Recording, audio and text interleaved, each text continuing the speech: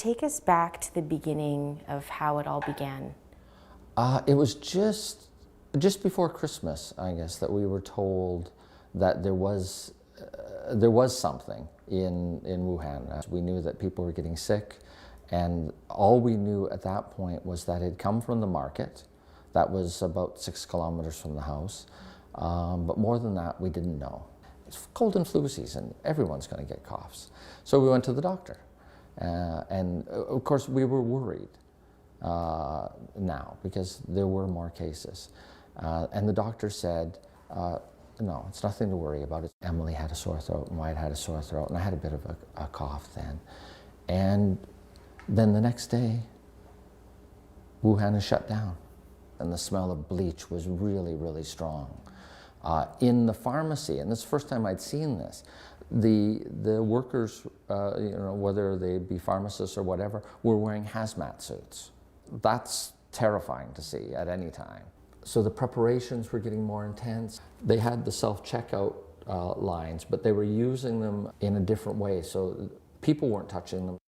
And what's it like in Wuhan now from what you've been hearing? It's getting better because the rate of infections are down significantly. You had mentioned the last time we spoke that you were not going to be leaving Wuhan. What made you decide to come back?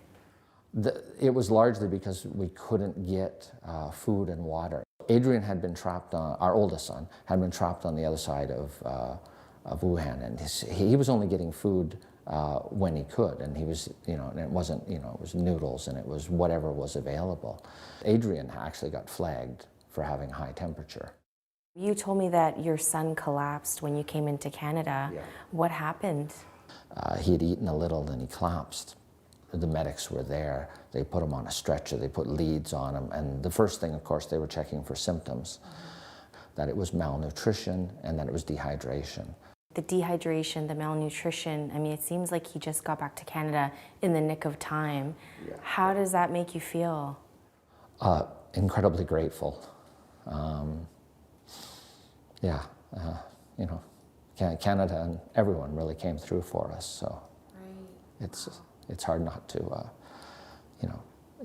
count your blessings, and definitely it's not to overplay it, but it is your faith realized. Mm-hmm. Yeah, you said that this experience has confirmed your faith. Very much so. In what way, if you can describe? Well, I've always seen the patterns, but I'm naturally skeptical. Part of what I do, part of who I am, I'm naturally skeptical, and I don't think that will change. But this has really, given me a physical manifestation of faith.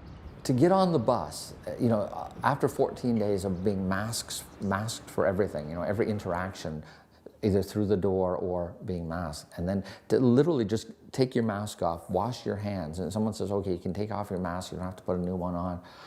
That's freedom. Hit subscribe and the notification bell to get our weekly episodes and web exclusives.